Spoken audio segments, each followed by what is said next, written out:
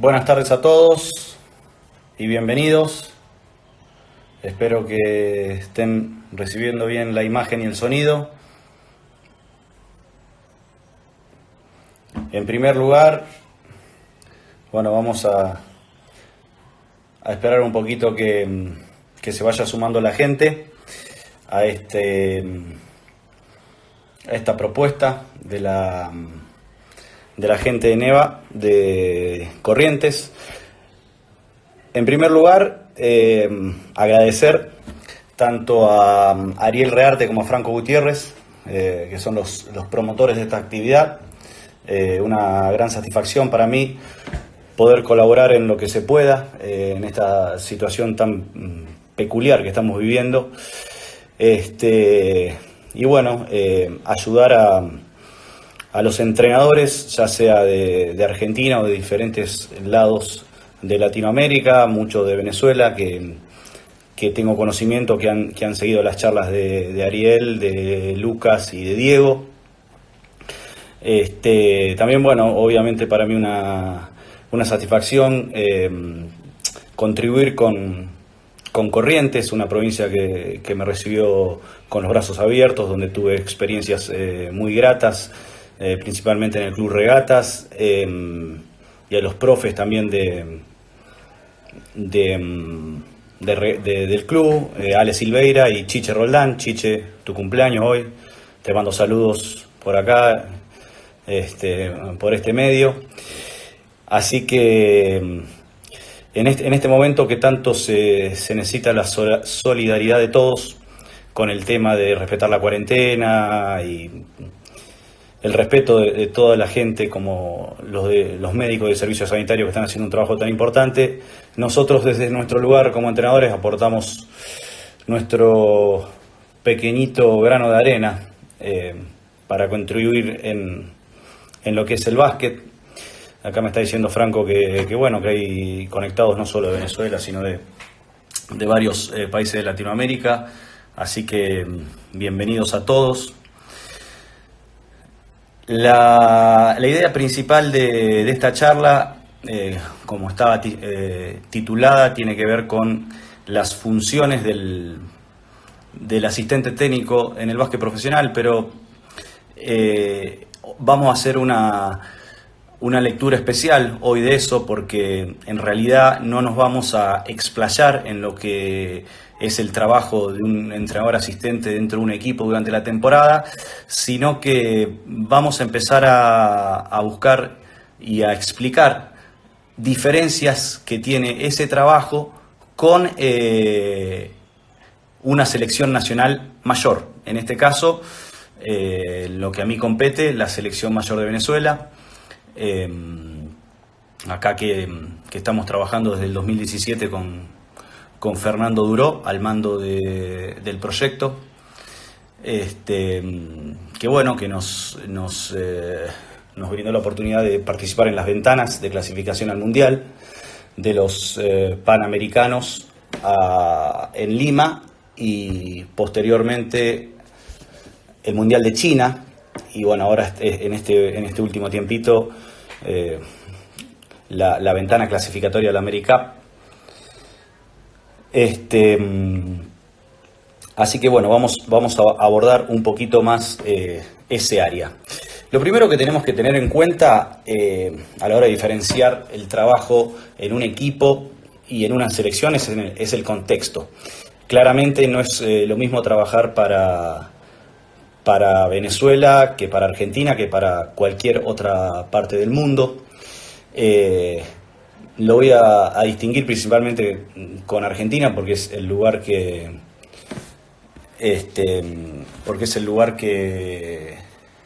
más conozco, que es de donde vengo. Argentina tiene un sistema de clubes que lo beneficia claramente de la mayoría del resto de países de Latinoamérica, porque tiene una estructura, porque tiene una competencia, porque promueve a los jugadores, promueve a los entrenadores, promueve a los asistentes, promueve a los árbitros, etcétera, etcétera. En el caso particular de Venezuela, que es el otro país que puedo hablar con algo de propiedad, eso no existe, con lo cual, bueno,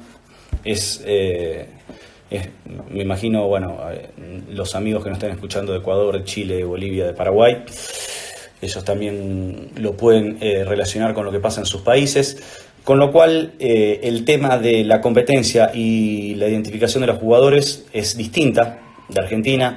Claramente, esto también hace que la competencia interna tenga su fortaleza y sea sólida en los jugadores nacionales y en los entrenadores. Y a la postre también produce que muchos o una gran cantidad de jugadores estén en el extranjero jugando en ligas mucho más competitivas de las que podemos encontrar en esta parte del mundo. Argentina llegó al Mundial de China con un plantel con una experiencia muy rica en el básquet europeo, con muchos de ellos siendo figuras y teniendo mucha competencia y roce, y eso eventualmente eleva el nivel de la competencia, algo que Fernando Duro les insistía constantemente a los jugadores de la selección o seleccionables de Venezuela, es que traten de buscar lo mismo, de apuntar a los horizontes deportivos más desafiantes para de esta manera buscar elevar el techo de su carrera e indirectamente mejorar el nivel de la selección. Con lo cual nosotros nos encontramos con la situación de que algunos de los jugadores seleccionables empezaron a migrar de acá, de lo que es la LPB. La LPB, que en estos últimos años tuvo una duración muy corta, aproximadamente 3 meses. Y bueno, a partir de la propuesta de Fernando y de las competencias FIBA como las ventanas y el venidero mundial, empezamos a registrar a todos los jugadores venezolanos que estaban alrededor del globo. Nosotros queríamos tener un conocimiento específico y claro de en qué parte del mundo estaba cada uno y cómo lo estaba haciendo. Entonces, de acuerdo a cómo iba desarrollándose las competencias, nosotros íbamos teniendo un registro de todo ello. Ahora yo les voy a pasar a mostrar una planilla que teníamos elaborada, que estábamos llevando al día ahora con este tema de la AmeriCup, y cómo los dividíamos alrededor del mundo. Espero que se llegue a ver ahí, bueno, con la mayor nitidez posible. Si vemos acá en el Excel, nosotros tenemos, de acuerdo a los lugares del mundo que hay venezolanos jugando, tenemos América Latina jóvenes, Europa y Asia, NCAA y otras competencias universitarias. Esto vendría a ser América Latina, los mayores. Como ustedes pueden ver acá, por ejemplo, tenemos a los jugadores como Heiler, Guillén, Cubillama, etcétera, etcétera, el año que nacieron, la liga que están jugando, en qué país y bueno, sus estadísticas. Y abajo íbamos poniendo reseñas, porque también nos pasaba de algunos jugadores que participaban en ligas que iban terminando, como por ejemplo, bueno, acá tenemos que Guillén jugó en México hasta que su equipo quedó eliminado en la fase regular. Anotamos la fecha de su último partido y bueno, después lamentablemente por una cuestión en su Aquiles no jugó la ventana. David Cubillán, que tuvo una pequeña participación en México, haciendo un reemplazo temporal y después bueno, jugó contra los 2 partidos contra Argentina. Acá tenemos varios casos como el de Mijares, César García, Cifontes, Jiménez, Materán. Todos ellos estuvieron participando en la Liga de Colombia. Y bueno, ahí les podemos mostrar cuándo fueron sus últimos juegos y cómo terminaron, bueno, etcétera, etcétera. Bueno, Chourio, que estuvo en Uruguay. Jóvenes, más que nada Liga de Desarrollo de Argentina, como es el caso de Henderson Alcalá, de Fernando Fuenmayor, bueno, Adrián Espinosa, que tiene participación es parte del equipo de Independiente de Santiago del Estero. Europa y Asia, bueno, acá tenemos el caso de Gregory Vargas, de Jorman Zamora, de Colmenares, de Michael Carrera, de Javier Vargas y de Chenique.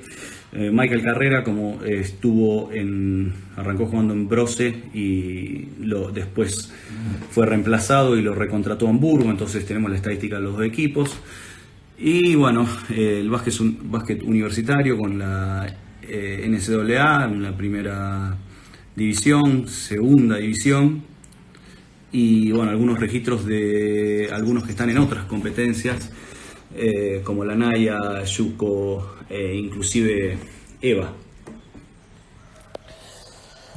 Espero que se haya podido ver bien, que lo hayan podido entender más que nada. Entonces, bueno, nosotros a través de ese registro hacíamos un seguimiento de estos jugadores que teníamos en competencias y que los teníamos catalogados como seleccionables para los procesos que teníamos en el futuro, como era el repechaje olímpico en Lituania, como era la segunda ventana de clasificatorio AmeriCup, y en base también a lo que armamos con la primera ventana de la clasificatoria AmeriCup, que se jugó en San Luis y en Caracas, donde se empezó a trabajar un poco en el recambio generacional, y Fernando Duró empezó a intercalar jóvenes en el equipo. Y bueno, a partir de eso nosotros íbamos teniendo, en cierto sentido, hoy veía la disertación de Diego Badel y cómo él tiene todo registrado, el tema de los extranjeros, y en posiciones, y en, bueno, si fueron cortados, y bueno, un montón de cosas que lo tiene divididos por color y todo lo demás. Bueno, algo que, salvando las diferencias del trabajo de cada uno, nosotros también, bueno, usábamos este seguimiento de cómo lo estaban haciendo. ¿Dónde sacábamos las estadísticas? Bueno, cada país tiene sus páginas web, pero no siempre son las mejores. Para los que aquellos que seguíamos, que estaban en Argentina, como era Pedro Chouri, un estudiante de Concordia, o Luis Betelmí, que lo hizo un poquito en Gimnasia Comodoro, o los más jóvenes que lo están haciendo en la Liga de Desarrollo. Esto es solo una apreciación mía. Yo siempre me guié con la página de Pick and Roll. Me parece que es muy precisa y es muy amigable para la lectura, entonces yo siempre recurría a Pick and Roll, y después dependía de los países. Algunas ligas lo tienen bien armado, como no sé, puede ser la Liga de Israel, donde están Gregory Vargas y donde estaba Gregory Vargas y Néstor Colmenares. Y otras es más complicado, o porque no las actualizan o porque tienen pocos números. Bueno, hoy Diego Badel hablaba de la página realgm.com. Esa está bastante actualizada y es buena para seguir. Y si no, bueno, Latin Basket, si quieren recurrir ahí, también es bastante completa. Por ahí a veces les muestra determinados datos, porque si no, después hay que pagar. Pero es una buena inversión porque tiene un montón de información. El seguimiento estadístico y registrado es solo una parte. La otra parte tiene que ver claramente con lo que es los videos, para ver cómo estaban jugando. En este caso en particular, como decíamos con el tema de las estadísticas, también nos guiamos de acuerdo a las competencias, porque hay algunas donde es más accesible el tema de poder ver sus juegos, ya sea en vivo o en diferido, y en otras no. También existen software que son de muchísima ayuda, como puede ser Synergy o Instat. Brevemente explico que una de las grandes diferencias que tiene Synergy con Instat es que la primera solo abarca las competencias que están registradas o que pagan el servicio. En cambio, Instat no necesariamente tiene que estar con equipos que hayan pagado por el servicio. ¿Por qué digo esto? Porque si uno posee si uno tiene el sistema, este software Synergy, y estos jugadores que estamos siguiendo juegan en una competencia que lo posee, como por ejemplo la Pro B de Francia, donde está Jorman Zamora, bueno, uno puede seguir sus acciones a través de video, solamente con sus acciones, no tiene que estar mirando todo el partido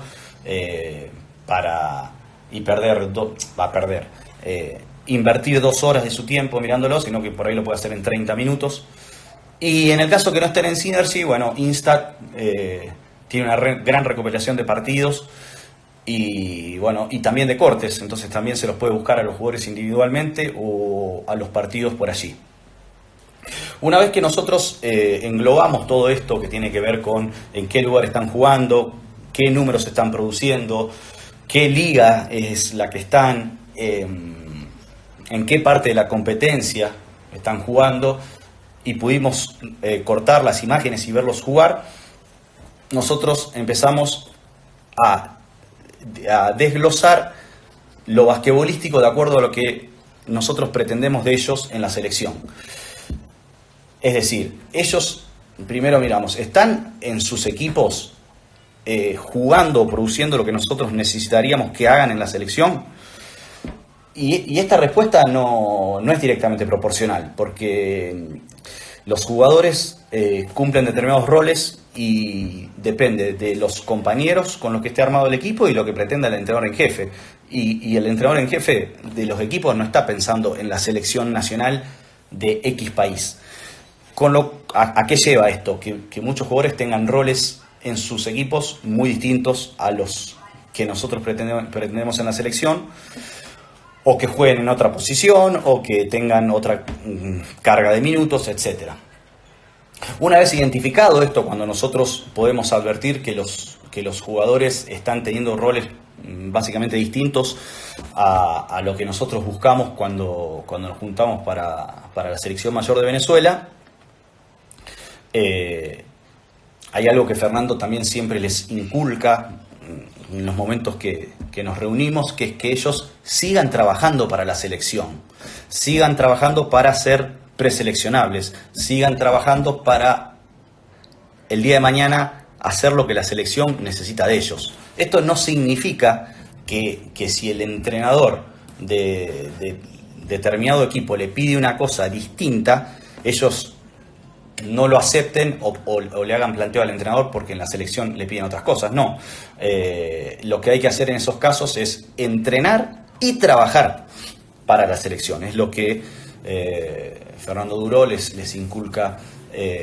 con mayor asiduidad de lo que hacen antes, durante y después de los entrenamientos, principalmente porque después nosotros no le vamos a estar diciendo que en el partido hagan algo opuesto a lo que dice el entrenador porque es lo mejor para la selección de Venezuela, sino que trabajen y se preparen para poder ser llamados o vueltos a llamar y estar en la selección. Otro tema. ¿Qué pasa cuando nos reunimos y la selección está en competencia? Ahora dejamos el plano de los jugadores en sus equipos y ahora estamos todos entrenando para X torneo, para X partido, para lo que sea. La principal nota que surge acá es la escasez de tiempo. Sabemos que los torneos de selección se juegan en determinados momentos de la temporada, como puede ser la ventana, entonces uno no puede tener más de 3 o 4 días a los jugadores, o si hay un torneo en particular, como puede llegar a ser un Panamericano o un Mundial o un repechaje olímpico, bueno, ahí sí se los puede tener más tiempo. Pero eso tampoco implica que se puedan trabajar todas las cuestiones que uno puede llegar a tener cuando está en un equipo. Y sobre todo, y más que nada para todos aquellos que trabajan en el básquet argentino, en una competencia como la Liga Nacional que dura 10 meses. Entonces lo táctico, todo esto conlleva que lo táctico prima por sobre lo individual. La mayoría del trabajo a la hora de estar con una selección es muy de lo colectivo por sobre lo individual. Y no tanto lo que puede ser técnica individual o trabajos pormenorizados con los jugadores en sí. Eso es una parte. La otra parte es que uno se preocupa mucho más por nuestro equipo que por el rival.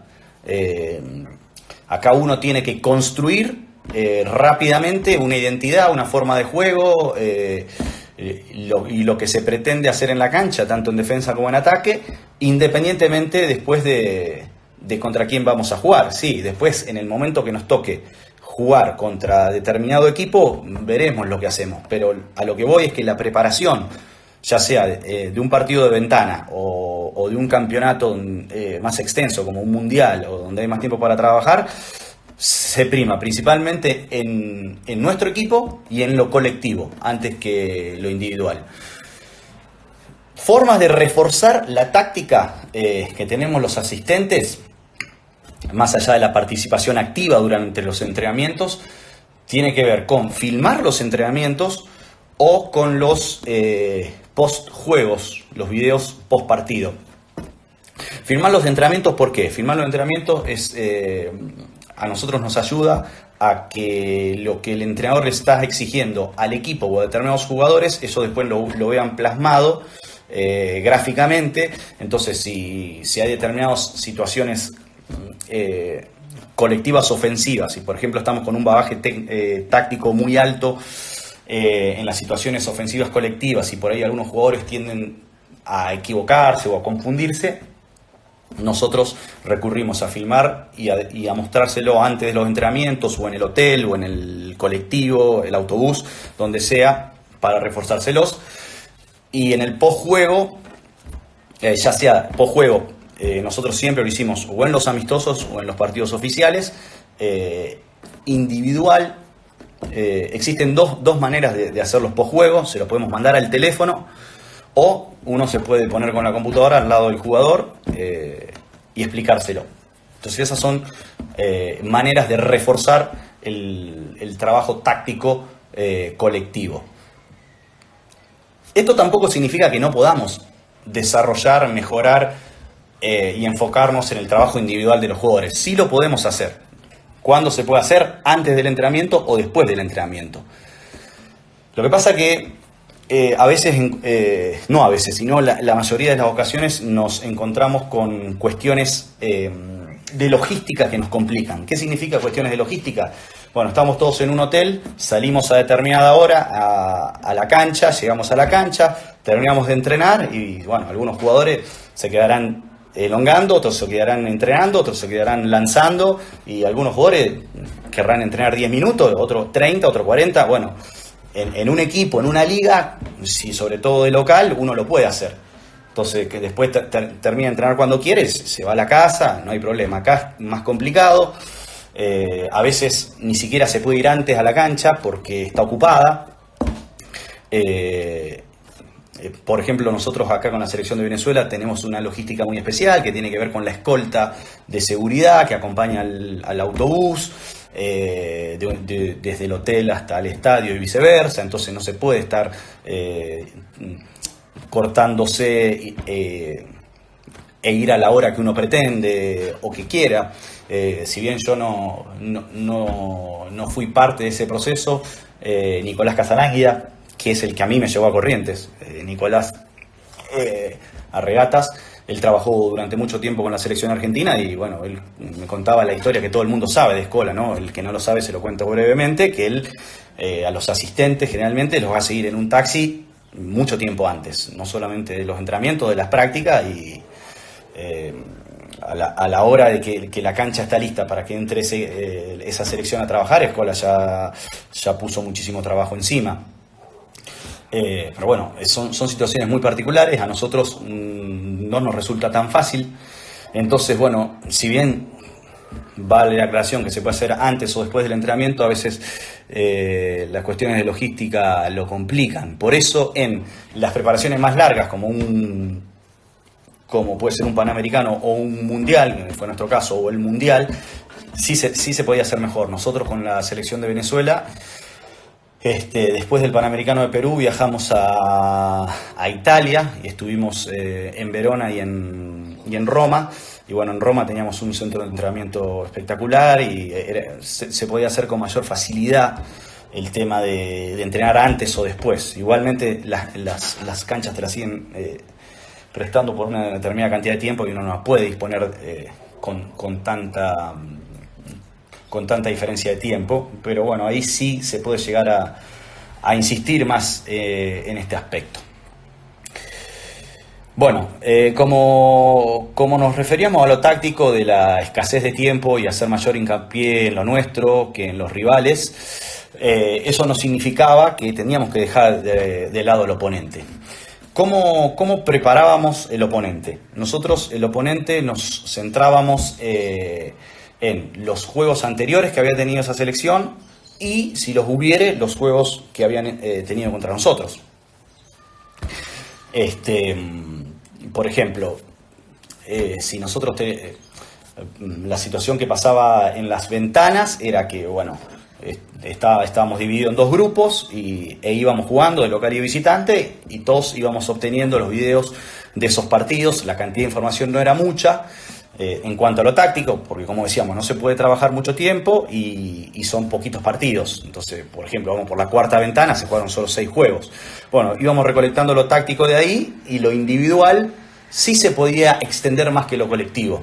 ¿Por qué? Porque lo colectivo, haber poco tiempo de trabajo y ser pocos partidos, por ahí la cantidad de sistemas que tenía un equipo no eran tantas, y con estas herramientas, como decíamos, el Synergy o el Instat, podíamos ahondar más en lo individual de los jugadores que íbamos a enfrentar. Otra cosa que sirve y que bueno, nosotros tratábamos de enfocarnos era acerca del rival, es ver si el entrenador contra el que íbamos a enfrentarnos estaba trabajando en otro equipo o era full time. Nosotros, ¿qué es lo que pasaba con nosotros en la selección? Nosotros éramos part time, porque cuando no estábamos con la selección, nosotros trabajábamos en Guaros de Lara, ahí en Barquisimeto. Como todos saben, Fernando era el entrenador de Guaros y era el entrenador de la selección, y gran parte de los jugadores seleccionables de la selección estaban en Guaros. Esto nos permitió una ventaja a nosotros de, con determinados jugadores, sí apuntar más al desarrollo individual, como fue Heiler Guillén, como fue el Grillo Vargas, como fue Néstor Colmenares principalmente, que son Johanner Sifonte, son los que más tiempo tuvimos para trabajar. En su momento Gregory Echenique, Gregory Vargas. Entonces, por ejemplo, nosotros el primer partido del Mundial lo jugamos contra Polonia. Polonia, en ese momento, y todavía, el entrenador es un americano que se llama Mike Taylor, y Mike Taylor también era part-time antes del Mundial, trabajaba en la segunda división de Alemania, de hecho habían logrado el ascenso en el equipo de Hamburgo, los Hamburg Towers. Bueno, esto todavía nos permitía a nosotros obtener mayor información acerca de lo táctico. Con Polonia se daba algo muy particular. El entrenador Taylor hacía un tiempito que llevaba con ellos, con lo cual, como el proceso había sido más largo, tenían muchísima carga táctica, una tremenda cantidad de sistemas ofensivos. Y bueno, nosotros, al saber que él no era full time y era part time y estaba en un equipo, empezamos a averiguar también y a buscar juegos de los Hamburg Towers para familiarizarnos con lo táctico, colectivo, para ver, bueno, cuáles son los sistemas que más jugaban, cuáles eran sus nombres, si se repetían, si no se repetían, si alguno no lo teníamos o lo teníamos mal anotado, etcétera. Sobre todo el tema de la nomenclatura. Inclusive ahora estábamos haciendo lo mismo bueno, lamentablemente ahora se suspendió todo, ¿no? Pero nosotros teníamos que jugar el repechaje olímpico a fin de junio en Kaunas, y el primer rival era Lituania.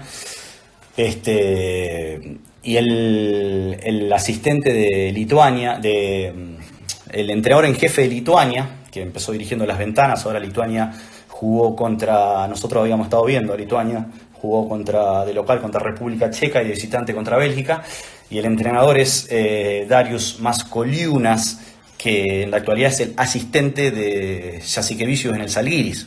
Entonces nosotros también estábamos apuntando ahí al estudio del Žalgiris y compararlo con lo que podíamos conseguir de la selección en las ventanas, para ir armando el bagaje táctico de lo que podía tener Lituania.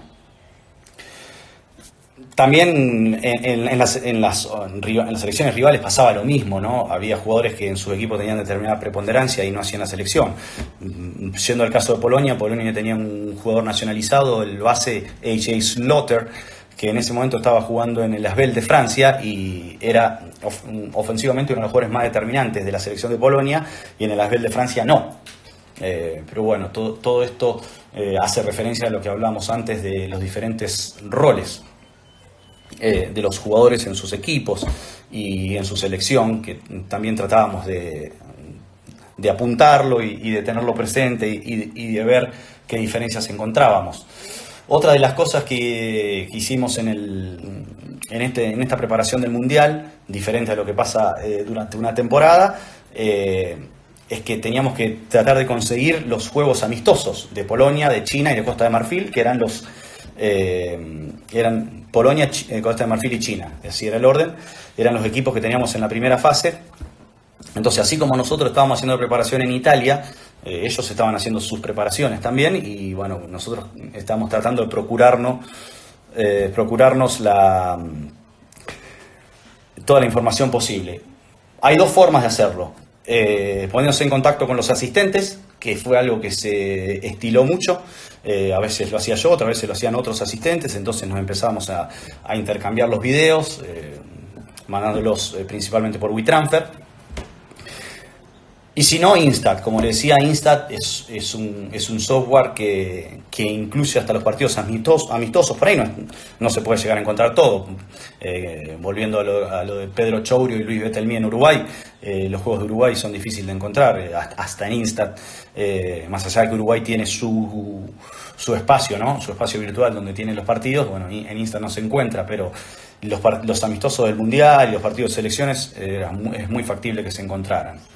Y otra de las cosas que también hicimos, que nosotros es muy común en la NBA, que ellos lo llaman Scout de avanzada.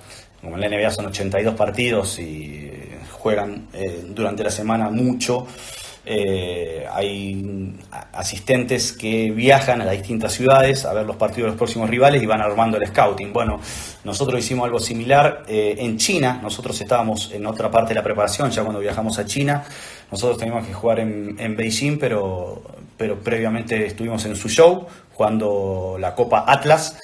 Y mientras nosotros estábamos disputando este torneo, Polonia estaba en otra ciudad a 4 horas más o menos, jugando contra Nigeria y contra Irán. Entonces nosotros previo cuando nosotros armamos nuestra gira, empezamos a ver la gira de Polonia, de Costa de Marfil y de China. Hablo más de Polonia porque era nuestro primer rival. A Costa de Marfil y a China lo íbamos a ver jugar en el Mundial, en vivo aparte.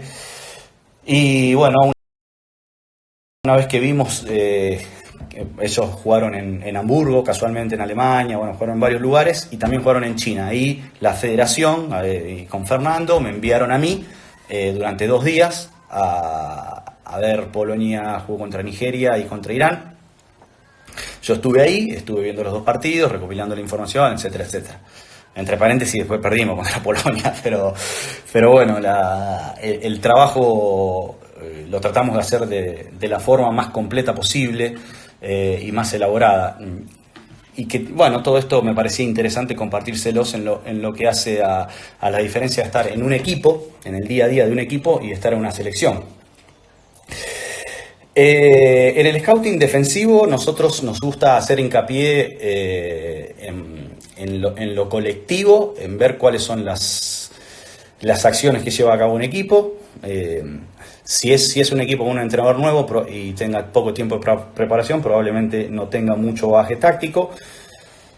Contrario puede pasar lo de Polonia, que llevan muchos años juntos y bueno, tenían un montón de cosas. Bueno, Argentina con Sergio Hernández también, bueno, Argentina también con Sergio Hernández a la cabeza y con el excelente cuerpo técnico que tiene, más que tener un montón de situaciones, tenían distintas variantes donde te iban haciendo daño. Entonces, bueno, eso es lo que uno trata de identificar. Y después, en el scouting individual lo hacemos de todos. que esta también puede llegar a ser eventualmente una diferencia con un equipo de una liga profesional, porque en la liga profesional a veces juegan 8, ¿no?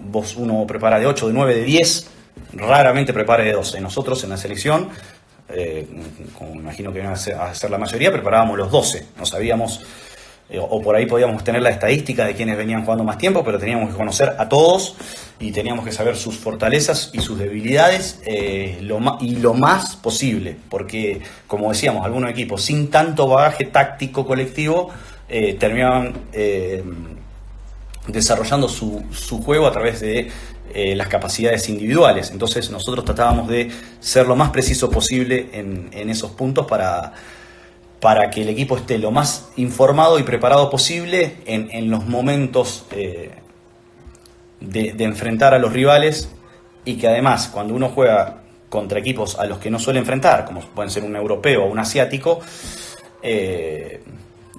tengamos más facilidad de identificar cuál es la forma correcta de ejecución de acuerdo a nuestro plan defensivo. Synergy e Instat, ¿cuál es preferencia? Los dos son un lujo. Si se puede tener uno es un lujo, si se pueden tener los dos es un recontra lujo, facilita un montón el trabajo, permite hacerlo en forma mucho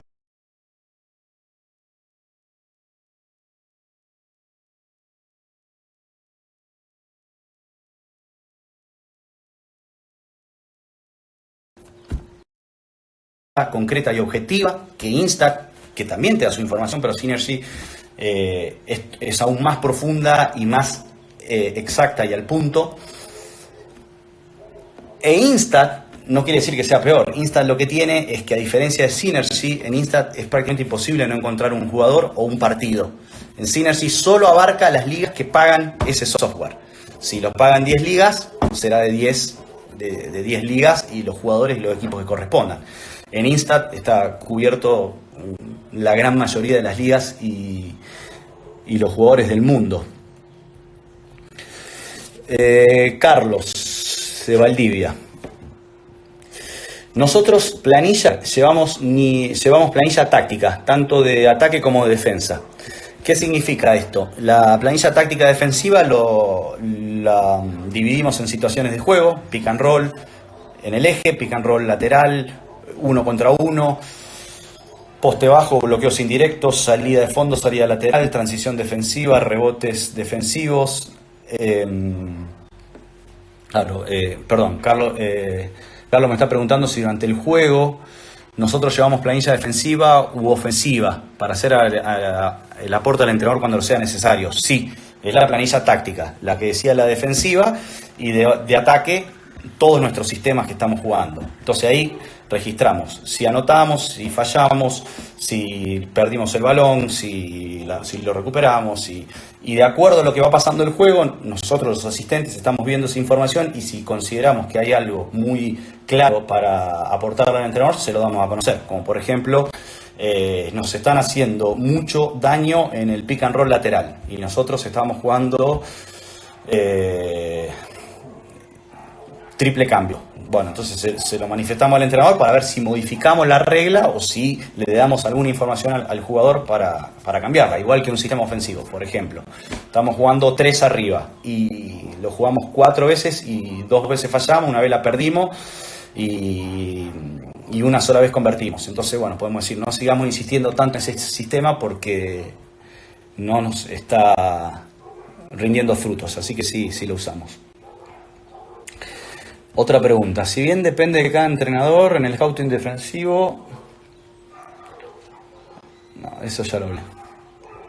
¿Qué diferencias podés marcarnos del trabajo de edición individual y colectivo entre el trabajo con selección colectivo? Y en lo colectivo, bueno, otra de las diferencias que hay es que el bagaje táctico en un equipo durante la temporada es mucho mayor, porque se enfrentan a mayor cantidad de equipos, porque hay más tiempo y porque por ahí ya los enfrentamos y estamos jugando de nuevo, entonces mostramos imágenes de lo que habíamos hecho en ese momento. En la selección, al no existir tanto tiempo ni que el rival tenga tantos partidos jugados como para que nosotros los podamos desglosar, hacemos muchísimo hincapié en las acciones principales.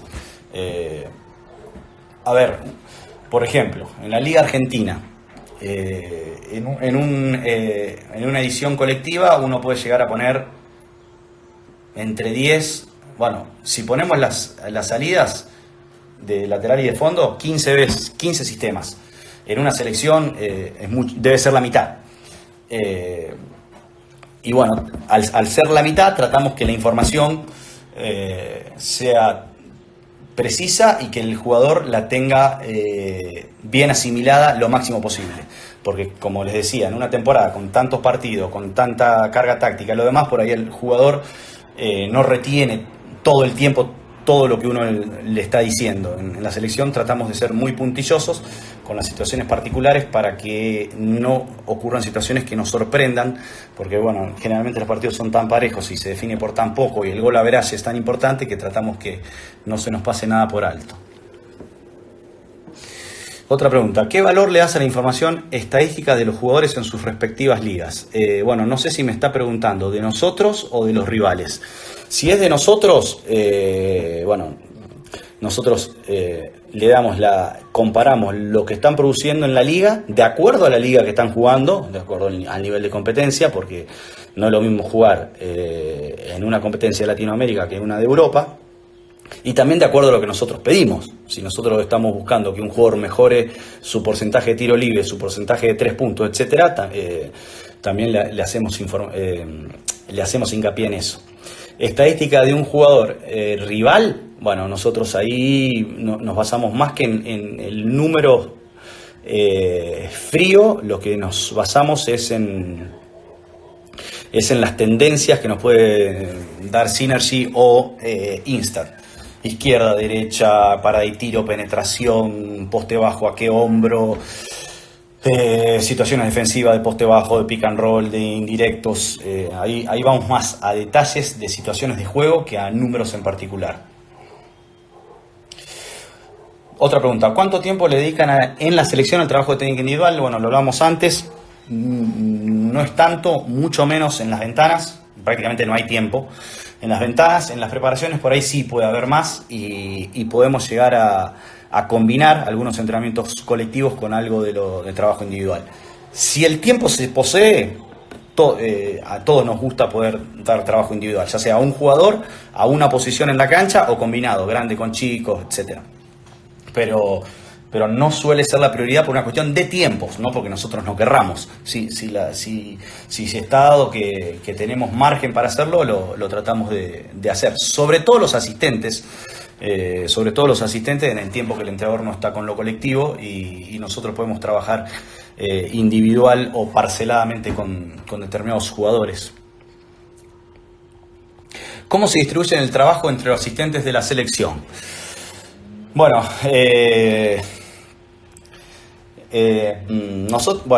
eso depende del entrenador en jefe, porque esto puede llegar a ser similar con un equipo, con una temporada. Yo voy a contar una experiencia muy buena que tuve con Ronald Guillén, ahora trabajando en Aguacateros de Michoacán, en México. Nosotros éramos asistentes de Nicolás Casalánguida. Y en una propuesta que me hizo Ronald, que me encantó y me pareció la más fructífera de todas desde que trabajo como asistente y que es perfectamente, se puede llevar a cabo en un equipo como en una selección, y era la siguiente. Bueno, en México los partidos se dividen por series, o sea, uno juega 2 veces contra el mismo rival. Entonces lo que nosotros hacíamos era dividirnos las series. Por ejemplo, si el próximo partido era contra Gimnasia de Comodoro, era el lunes y el martes, eso lo hacía Ronald. Y si el viernes y el sábado teníamos que jugar contra Regata de Corrientes, yo me ocupaba del próximo rival. Y así nos íbamos dividiendo el trabajo y turnándonos y alternándonos en el ataque y en la defensa. Y para mí es una experiencia muy rescatable que hicimos con Ronald. Otra pregunta, ¿cuánto tiempo dura cada video después de los entrenos? Y el post-juego, ¿cuánto tiempo dura? Bien, ¿cuánto tiempo dura el video después de los entrenos? Es muy raro que veamos video después de los entrenos. Si vemos video es antes de los entrenos y es individual. Que como te decía, lo puedo hacer en el hotel, lo puedo hacer en el autobús o lo puedo hacer en la cancha. Y dura poco, uno uno no le está mostrando muchas cosas, sino acciones puntuales que necesita mejorar para el equipo. El post-juego, bueno, el post-juego hay uno individual y uno colectivo. El colectivo durará lo que tenga que durar. Puede ser 5 minutos, pueden ser 8, pueden ser 10, pueden ser 15. El individual nunca dura mucho. De hecho, me voy a tomar el atrevimiento y les voy a mostrar algo. Les voy a mostrar un post-juego de Heiler Guillén, para que vean más o menos cómo lo armamos. Espero que se vea. Acá tenemos a Heiler, que está en el balón. Empezamos con acciones defensivas. Este es el partido contra Rusia, el último partido del Mundial. Ahí vemos a Heiler rompiendo un bloqueo y recuperando. Nosotros con Heiler habíamos insistido mucho el tema de extender la defensa y presionar más el balón, que era un aspecto del juego que él tenía que mejorar. Viene ahí como también juega el deny, no permite recibir. Acá otra vez montado sobre el balón. Pasa el bloqueo, Chouro cambia porque se termina el reloj. Mal tiro de la ofensiva. Bien Heiler, le ataca en el lado contrario del pick y contiene. Acá son todos refuerzos positivos, puede ser que haya hecho algo mal y también se los mostramos. Bueno, pasamos al ataque. Pick, repick, hay un cambio. Rusia era un equipo que jugaba muchas situaciones de cambio en defensa. Lo habíamos hablado, Heiler lo lee con Néstor, Colmenares toma el mismatch abajo del aro. Termina produciendo. Acá otra vez una situación de cambio. Y Heiler asiste a Dwight Lewis.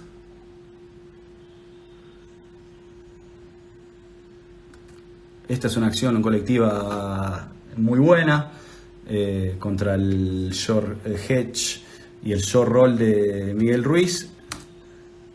Y el pase extra a Carrera, algo que también habíamos insistido mucho, de cómo atacarlo. Otra de las cosas que Fernando hablaba mucho con Heiler, el tema de desprenderse rápido del balón, no jugar tanto con pique o bote, sino largar la pelota más con mayor velocidad. Ahí lo asiste a Zamora. Bueno, acá está jugando una situación de diamante con pick and roll lateral. Termino anotando, bueno, un pequeño muestra del postjuego. Si hay cosas para corregir también se les muestran. Esta, bueno, casualmente Heiler tenía muchas acciones positivas, pero tratamos de mostrarles todos. Utilizar la comunicación con los asistentes de otros equipos, bueno, lo que comentaba. En la preparación del Mundial nos empezamos a poner en contacto los asistentes para conseguir los videos de los partidos amistosos, de los rivales que íbamos a tener, lo máximo posible. Y bueno, obviamente tenía comunicación sobre todo con Juan Gatti de Argentina, si había algunas acciones particulares o Silvio Santander, donde nos podamos ayudar, Maxi Seiba, hermano Gaby Picato. El asistente solo se encarga de la parte táctica del equipo propio de rivales, no, el asistente se encarga de lo que diga el entrenador en jefe. Nosotros nos encargábamos, de lo que nos pedía Fernando. Fernando nos podía pedir que nos encarguemos de la parte táctica, nos podía pedir que nos encarguemos de la del video, nos podía pedir que nos encarguemos de cuestiones que tienen que ver con el entrenamiento o el manejo de determinados drillets, etc. Scouting en cancha. ¿Cuántos sistemas mostrás antes del juego y cómo definen las reglas? Los sistemas que se muestran son los que consideramos más importantes. No estamos tanto tiempo caminando muchos sistemas, sino que los principales, las reglas defensivas, nosotros con Fernando las elige él de acuerdo al sistema defensivo que tiene armado él, la forma que le gusta defender el pick and roll, el 1 contra 1 y hacia dónde orientar a los jugadores. ¿Qué puedo decirnos sobre estadística avanzada? La utilizamos todo lo que podemos. Estuvo bueno lo que hizo Cap ahí tratando de que Gaby Picato lo explique un poco. Todo lo que se pueda llevar de la estadística avanzada lo llevamos, sobre todo de nosotros. y de los rivales que vamos a enfrentar, de la cantidad de posiciones, de los rebotes disponibles, de las acciones de pérdida, etcétera. Nos parece un muy buen dato, pero no siempre está disponible. Si no está disponible, tratamos de crearlo nosotros de forma casera. Para las planillas tácticas en los juegos, ¿recomendás alguna aplicación especial o preferís llevarla manual? No llevamos ningún tipo de aplicación, la llevamos de forma manual. Me parece mejor porque al llevarla yo de forma manual me voy haciendo una ayuda a memoria a lo que está pasando. Entonces me doy cuenta con más facilidad si hay algo que tenga que hacerle saber a Fernando, de que sobre todo si está funcionando o no. Para las planillas tácticas es la vedette de la charla. Para las planillas tácticas en los juegos, recomendada. ¿Cuánto tiempo dura el video de scouting de un equipo de liga y cuánto dura el de la selección? ¿Qué muestran cada uno? El video de scouting nosotros lo armamos con acciones de contraataque o ataque rápido, pick and roll, bloqueos indirectos, poste bajo, zona y la estructura defensiva del rival. La duración yo creo que tanto en un equipo como una selección es indistinta. Acá no veo que haya una diferencia. Uno lo va a armar como crea que es conveniente, que nos va a ayudar a nosotros a ganar. No nos estamos poniendo a pensar si en la liga o en la selección es más corto o más largo. Lo que sí le puedo aclarar al que está haciendo la pregunta es que tratamos que no dure más de 10 minutos. Tratamos, a veces se puede, a otras veces no se puede. Sobre todo si llega a estar individual y colectivo juntos, tratamos que no dure más de 15 minutos. Si están escindidos, que cada uno no lleve más de 10, en lo que se pueda. ¿Qué aspectos individuales son los que más tenés en cuenta para los editados? Los aspectos individuales que más tengo en cuenta para los editados son, primero, si lo conozco al jugador de haber compartido equipo o de haberlo enfrentado en alguna competencia o en algún partido de la selección. O sea, el conocimiento que nosotros tenemos. Y después, bueno, las acciones, lo que se pueda ver en los videos y principalmente lo que nos pueda establecer Synergy con sus tendencias, si son claras y si las hubiere, lo que pueda aportar. A partir de eso es donde vamos al grano de los aspectos individuales en un editado. Objetivo que perseguimos en el scouting defensivo. Contrarrestar zona principal alguna cosa. El principal objetivo que en el scouting defensivo es saber qué va a hacer el otro equipo. Saber a qué juega y cuáles son sus principales armas y dónde quiere hacer daño. Eso es lo principal. Después nosotros como entrenadores y sobre todo los asistentes tenemos que saber cuál es 1, 2, 3, 5 cabeza, 4, 1 bajo, oreja, lo que sea. Los jugadores si lo pueden saber todo esto mejor, pero tampoco lo tenemos que atosigar con esta información. Ellos tienen que saber que en determinadas acciones específicas de juego, cuál es la regla a ejecutar. Por ejemplo, un pick and roll entre 1 y 4, por ahí saben que es cambio, o un triple cambio. Si hay un pick and roll con ciego, ¿cómo lo defendemos? Si es la acción donde el balón va a poste bajo y llegamos a atrapar o a ayudar, ¿cómo rotamos? Eso es lo que tratamos lo que buscamos en los scouting defensivos. Estadística que llevamos a otras selecciones, bueno, si llegaran a ver estadísticas avanzadas sería espectacular, pero principalmente lo que buscamos es cómo rotan a los jugadores, quiénes llevan la mayor cantidad de minutos, cuántos minutos juegan, quiénes toman las mayores decisiones en el sector ofensivo y cuáles son los quintetos que más daño se le producen en defensa, o sea, los quintetos defensivos más débiles en puntos por posesión. Bueno, eso es básicamente.